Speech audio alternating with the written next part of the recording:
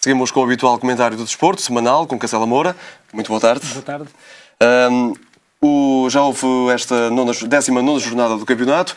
O Futebol Porto, o segundo classificado, cumpriu a sua obrigação, venceu o Cancela Moura por 3-1 no Bonfim e fica a 2 pontos, à condição do Benfica, que joga esta noite em Guimarães. Mas uma exibição muito tranquila dos Dragões. É verdade, foi um jogo muito fácil, foi tranquilo, mas também diga-se de passagem que julgo que foi um jogo muito pobre, numa toada muito lenta.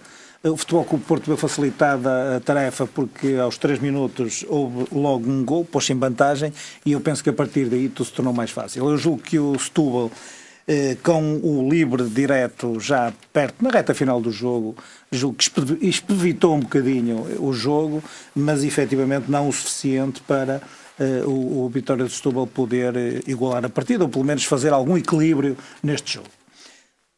E, portanto, o Vítor Pereira geriu o plantel para a deslocação da próxima quarta-feira à Inglaterra, retirou Lodge, o Moutinho, refrescou ali o meio-campo, mas talvez cedo demais. Eu julgo que sim. Aliás, este pequeno percalço que poderia ter acontecido com o golo do Vitória de Setúbal também não é estranho. Outra mudança que eu, pelo menos a mim surpreendeu-me, eu julgo que é ao público em geral, que foi o Vítor Pereira ter experimentado um 4-3-2-1 no Futebol Clube Porto, que nós nunca tínhamos visto, mas julgo que talvez fruto até das circunstâncias e também estranho que, mesmo com esta gestão de plantel, que o Gemas Rodrigues não tenha iniciado a partida e que em vez dele estivesse o Varela, porque eu julgo que o Gemas Rodrigues neste momento é um dos elementos mais desequilibradores que o Futebol Clube Porto tem para... Embora Varela também esteja em bom plano. É verdade, mas ainda não está aos níveis que efetivamente o próprio treinador Vítor Pereira gostaria e fez desejos no princípio desta segunda volta que ele estivesse. Em relação ao Porto, o Ianco já igualou o Jardel ao marcar nos 3 primeiros jogos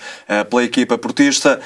É um jogador que se vem afirmando aos poucos e pode ser uma referência dos Dragões. Eu julgo que o Ianco é pelo menos uma referência na grande área, que faltava ao Futebol Clube Porto desde a saída de Falcão, e penso que até a sua elevada estatura e o seu porte físico podem eventualmente ser muito importantes num confronto direto com as defesas adversárias.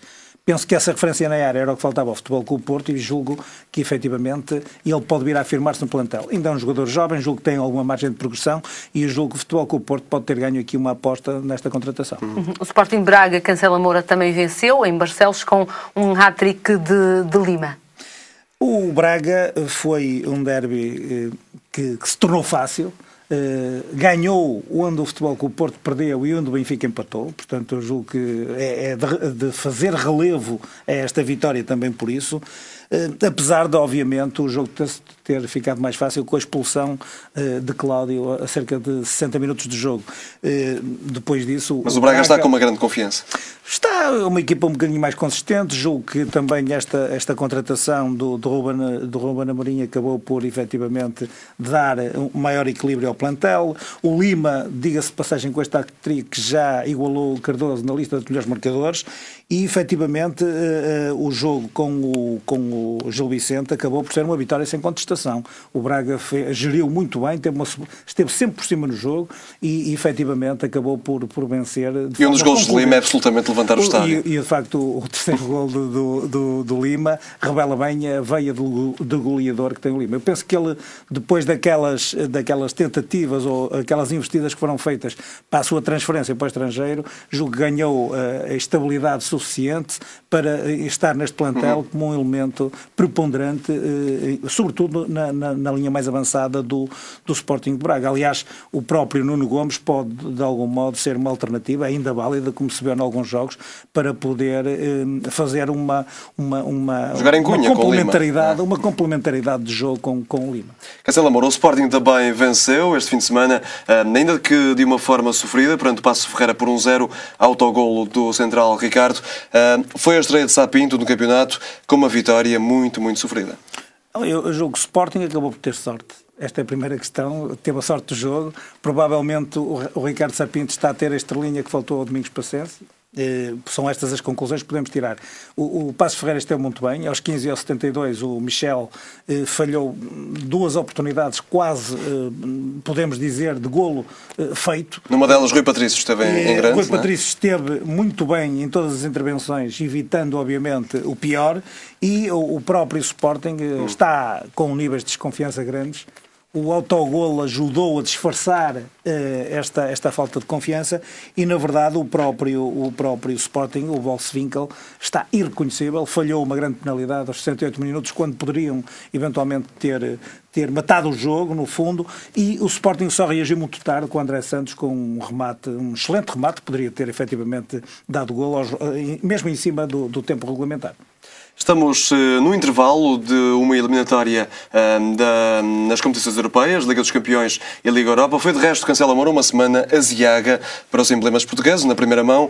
Talvez à exceção do Sporting, todos os outros resultados foram francamente maus para as equipas nacionais. Começamos pela Liga dos Campeões. O Benfica perdeu na Rússia, num terreno muito difícil, com muito frio, por 3-2, mas mantém intactas as esperanças de avançar para os quartos. O resultado é muito bom para o Benfica, sobretudo se tivermos em conta a péssima exibição que o Benfica teve. Não se pode atribuir isto só às condições do terreno, nem às condições climatéricas que de facto estavam horríveis, para a prática menos 15 graus negativos, mas julgo que o Benfica perdeu o Rodrigo, num lance que de facto também podia ter arredondado, porque acho que esteve acima da virilidade do próprio jogo e deveria ter sido provavelmente merecedor da amostragem. Ele que recuperou rápido e está convocado para esta noite. É verdade que esse lance, mas até se chegou a temer o pior, e o Benfica teve um erro imperdoável do ponto de vista competitivo numa destas competições, que é sofrer o golo da derrota no minuto seguinte a ter alcançado o empate. O Benfica, apesar de não ter estado no seu melhor, aliás deve ter sido das piores exibições que eu vi a nível das competições europeias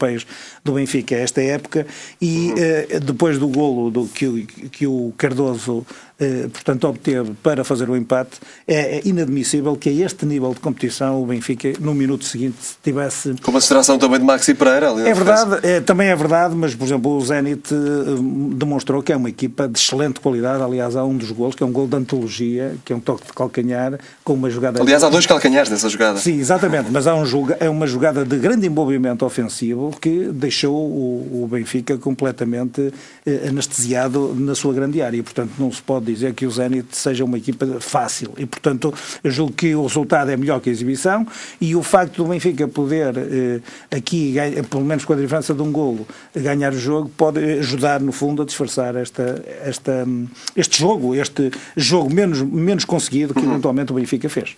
Na Liga Europa, uma eliminatória digna de Liga dos Campeões, o Porto leva a desvantagem do 2-1 em casa. Pois, eu acho que houve muito Manchester por muito pouco futebol com o Porto, sobretudo na segunda parte. Eu julgo que uma das coisas que se está a notar neste futebol com o Porto é que há uma quebra física da equipa nas segundas partes dos jogos. Pelo menos isto já não é a primeira vez que acontece, e eu julgo que neste jogo foi notório.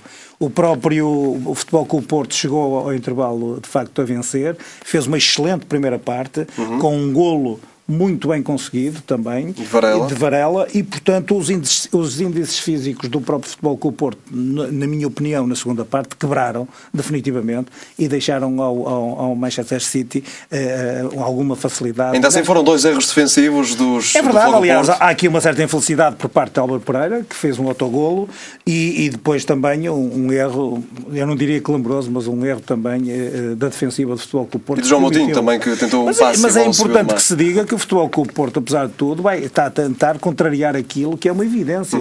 Eu gostaria, por exemplo, de referir que as 3 substituições do City foi para saírem o Nasri, o David Silva e o Balotelli, e entrarem o Zabaleta, o Agüero e o Kolarov. Quer dizer, há uma grande qualidade no banco. 3 destes suplentes teriam lugar em qualquer das melhores equipas do mundo, e portanto eu julgo que há uma diferença de pontos extremamente grande, que o futebol com o Porto na primeira parte esbateu muito bem. É evidente que fica em aberto com muito maior dificuldade a tarefa que o futebol com o Porto possa fazer em Inglaterra. De qualquer forma, se for eliminado, não deslustra, não é? Não deslustra de modo nenhum, mas eu estava a dizer, até em Inglaterra poderá haver um certo balanceamento atacante do próprio Manchester City que possa permitir... E na defesa é onde os ingleses são mais fracos. Exatamente. O futebol com o Porto poderá aproveitar as transições rápidas, porque o Manchester City, na minha opinião também, terá no setor defensivo uma das maiores pechas para combater. Ainda na Liga Europa, o Sporting empatou na Polónia, frente ao Legia de Varsóvia a 2-2, com 2 golos de portugueses, Daniel Carriço e André Santos, que saltaram do banco para dar o primeiro ponto, enquanto o treinador Assá Pinto, um resultado que deixa também boas expectativas e perspectivas aos Leões. Aqui eu diria quase, o Pedro há bocadinho estava a referir que seria o melhor de todos os resultados. Eu penso que não. O Legia de Varsóvia não tinha competição há cerca de 2 meses. Estamos a falar de uma equipa perfeitamente acessível ao Sporting, que não competindo há cerca de 2 meses, acho que o resultado, no fundo, até deslustra um bocadinho aquilo que o Sporting poderia fazer. Mas talvez seja uma equipa mais forte em casa e em Alvalade seja mais frágil. Provavelmente, o Sporting, no fundo, também conseguiu aquilo que pretendia, que era um resultado positivo, mas não deixa, em termos competitivos, de se chamar a atenção para esta situação, aliás, na sequência daquilo que eu tenho vindo a dizer relativamente ao campeonato. Existem níveis de confiança muito baixos na equipa do Sporting e, no fundo, este resultado acaba por disfarçar um bocadinho a forma como o Sporting... Esteve sempre a perder no jogo, mas ainda assim conseguiu empatar. A grande nota positiva para este jogo é o Sporting, por 2 vezes, poder ter recuperado desvantagens. Embora até se diga que o segundo gol do Legia de Varsóvia, obviamente, foi obtido numa posição irregular do jogador que, no fundo, se isolou para fazer a assistência para gol. Portanto, eu acho que o próprio Sporting acaba por deixar tudo em aberto e poder em Alvalade superiorizar-se na eliminatória ao Legia de Varsóvia. Já o Sporting de Braga perdeu em casa por 2-0 frente ao Besiktas. Tem uma tarefa mais dificultada, Cancela Moura? Eu acho que o Braga, de facto, vai ter muitas dificuldades. O ambiente na Turquia e em Istambul, particularmente, é muito difícil. Há uma pressão muito grande no jogo ou sobre o jogo. Neste jogo, em Braga, julgo que houve 2 coisas que pontuaram. Primeiro, a expulsão do Hélder Barbosa, logo à meia hora de jogo. Que poderá ser discutível. Não é? É muito discutível. É muito discutível. A este nível competitivo é evidente que aquele lance, com outro árbitro, por exemplo, aquele que arbitrou, por exemplo, o Zenit Benfica, provavelmente não teria acontecido. Mas é verdade que este lance condicionou imenso o Braga. E, no fundo, a outra questão que também releva para este jogo é que o Besiktas teve poucas oportunidades, mas foi extremamente eficaz. E cheio de portugueses com qualidade também. É verdade, aliás, o segundo golo foi um golo muito bom do Simão Sabrosa, que acabou por desembencilhar-se dos 2 centrais do Braga e fazer um golo. Fazer um belo golo. E, portanto, eu julgo que o Braga talvez seja, neste momento, a eliminatória que estará mais em risco. Para, obviamente, o Futebol com o Porto, mas estará mais em risco porque a desvantagem também é muito maior e é muito mais complicado. 2 a 8 dias vamos então fazer o rescaldo da Semana Europeia. Exatamente. Obrigada, Cancela Moura, mais uma vez. Até 2 a 8 dias. Nós partimos para o último intervalo deste show de notícias. Esperamos por si para a 4ª e última parte, não é assim, Pedro? É verdade, nós não saímos daqui, portanto, espero por nós. Até já.